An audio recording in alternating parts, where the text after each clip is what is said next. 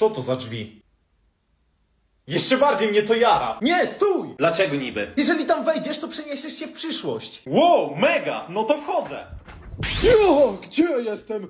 Ale mam piździkłaka. Tato, Tato? przyniosłem ci piwo, tylko ciepłe. Ciepłe, ta? Proszę nie wrzucaj mnie znowu do pralki. Że co? Zostaw już tego młodego, co? A ty to kto?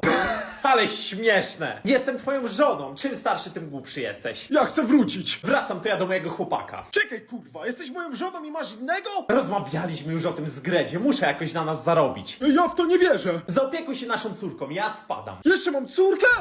O kurwa, nadchodzi. Dobra młody, spadamy, tatuś się z nią pobawi. Co wy tacy obstrani? Dziecko się boicie? Co to było? Godzilla jakaś czy co? Co do fiksa? To jest moja córka?